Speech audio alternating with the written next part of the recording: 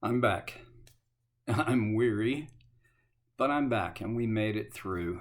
Uh, Thank you for praying for me and Debbie and my family. And it's been well, I'll always put it this way.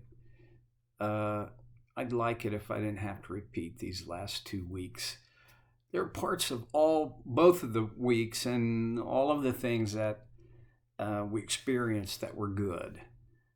Uh, but I'm tired. I'm home, glad to be sleeping in our bed and sitting in a couch that's already conformed to my backside and all of those things. And I'm glad I get to reconnect with you and look again into Psalm 15. Now, I don't know. I mean, for me, I got to reset my mind and I've got to kind of recontextualize and get the whole thing together here. So I'm going to begin at the beginning of Psalm 15 again, and then we'll pick it up where we left it off. First of all, as a reminder, this is written by David, Israel's shepherd king. Some called him the sweet singer of Israel.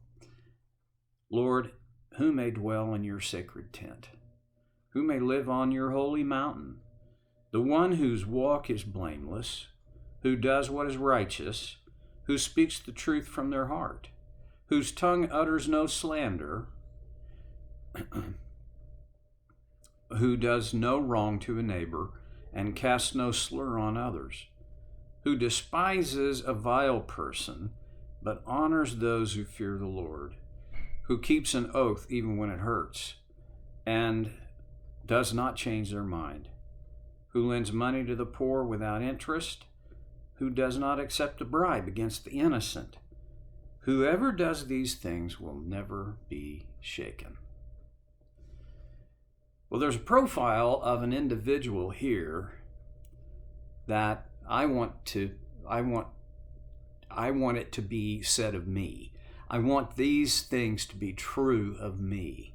Now, unlike the Old Testament folks, the men and women who lived during the dispensation of the Old Testament, we don't have to go someplace to live, to dwell in the holy tent or go to a sacred mountain, because God has set up housekeeping in us when we said yes to Jesus.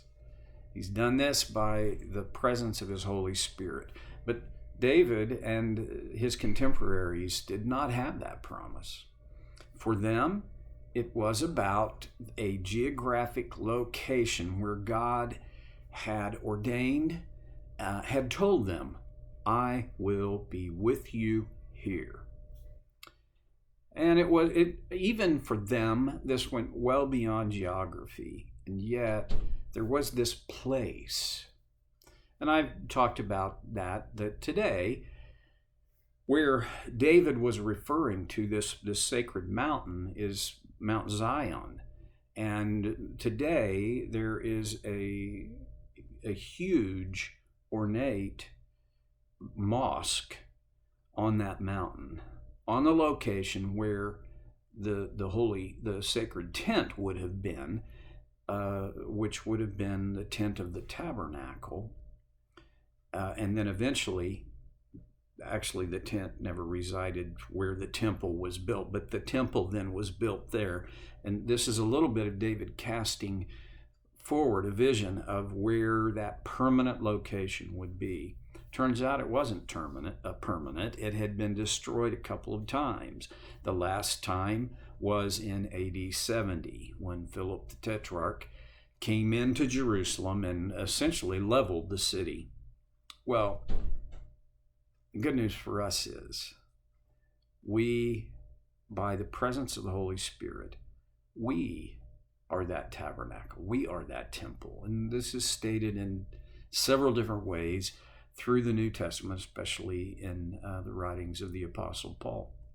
So, the point then for us, I think, becomes who can live up to or live into, is maybe the better way for me to say it. Because it's not about God giving us a grade for how close we come. This is about a process of us growing to become more who he has in mind for us to be. And these same character qualities, demonstrations of character, should be goals and objectives for us today. We finished up with in verse 3 where it said, whose tongue utters no slander. We talked about what that has to do with speaking truth. And the point of slander is you speak untruth, you speak lies for the sake of destroying someone else's work, reputation, personhood. We don't do that. And then who does no wrong to a neighbor?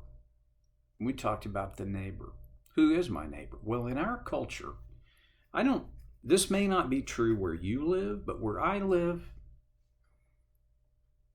on a cul-de-sac, and many of the houses are rental houses. There's only one person on our entire cul-de-sac that has been neighborly, who's actually come over, introduced themselves, had a conversation. We wave, we know each other, we talk. The other 6 houses, if I saw them at Walmart, wouldn't even recognize them. I think generally the world that I live in, and maybe the world that you live in, is a little less neighborly than in years past. I recall as a kid, growing up, we knew our neighbors. We interacted with them. The world's changed. Now, in David's day, I can guarantee they knew their neighbors. This was a community that was close-knit. Now, there are advantages to a close-knit community. One of the advantages is you can take care of each other. You can look out for each other. You would never, I think I can say never, have had to worry that if you had to be gone and not present in your home for a period of time, you wouldn't have to worry about locking your doors or, securing all your stuff, because your neighbors would have looked out for you.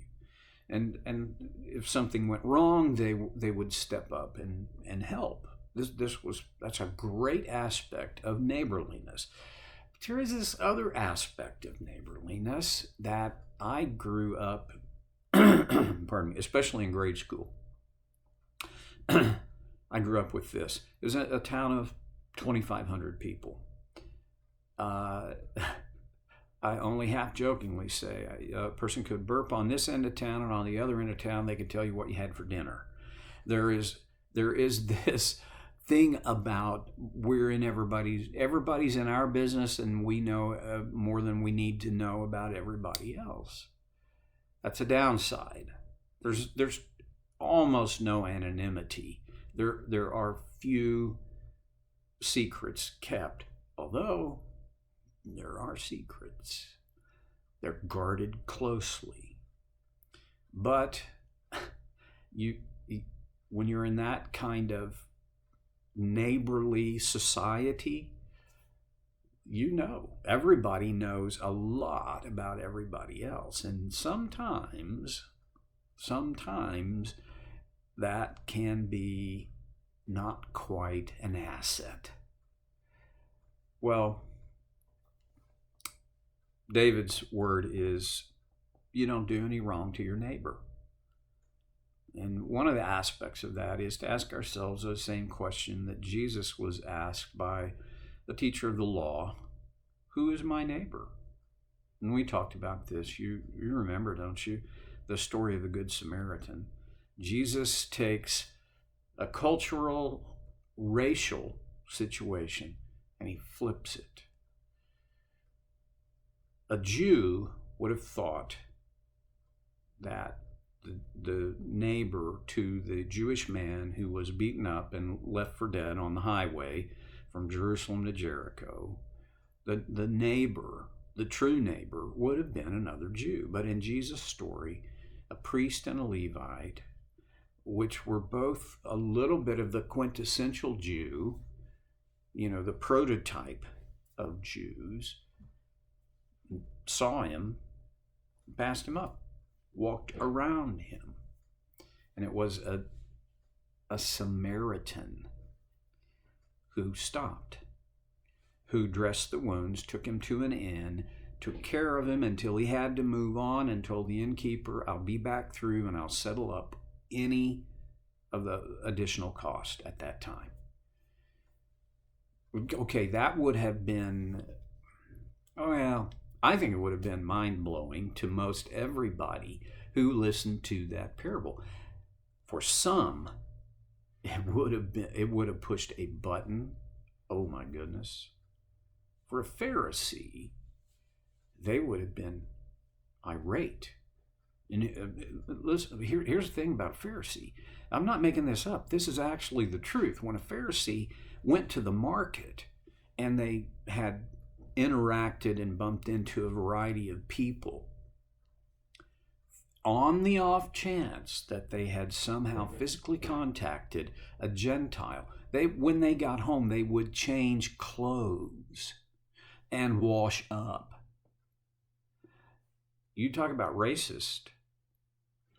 Well, see, the Hebrews, especially the Pharisees in Jesus' day, believed there was only one race of people who truly mattered to God, and the rest were riffraff in various layers. Every Gentile didn't matter, didn't count. They would never have gotten on God's radar. Only the Jew. Jesus, in a subtle, narrative kind of way, is basically saying, friends, no, everybody matters. And oh, by the way, sometimes you Jews, you step around situations that are too icky, too messy, because you have better things to do, more important things to do. Surely the priest and the Levite had more important business to attend to than taking care of this guy who should have known better. It was the Samaritan. Jews had nothing to do with the Samaritans. They despised him. And Jesus made the Samaritan the star of the show. Well, David says, you do no wrong to a neighbor. For me, I look at that and I think, okay, it should have to do with my literal neighbor around this cul-de-sac. I don't want to do anything that would be harmful or detrimental to them. I don't dump my garbage on their yard. I don't even blow my grass clippings into their yard. I don't do them any wrong. Well, and then on this metaphorical level, who is my neighbor? Well, if Jesus meant what he said, I believe, in his parable of the Good Samaritan, then my neighbor would be one I encounter who has a need. Now, I can't meet everybody's need. I'm not saying that this parable and the implications of the parable would indicate, okay, you need to quit your job and you got to drive around looking for people to help. If you feel like that's what God's calling you to do, you should do it. But under normal constraints, it has much more to do with, as you go about your life, you will encounter people with needs. You don't do wrong to your neighbor. And we live in a world where, because there is so little neighborliness, it would be a smart thing for us to think about taking it one step beyond. I don't do any harm to my neighbor. Well, oh, that's good. good for you? Is there a way you could contribute to and care for and love them? Well, we'll pick it back up here when we hit it again next time on Soul Care with Stevie Boy.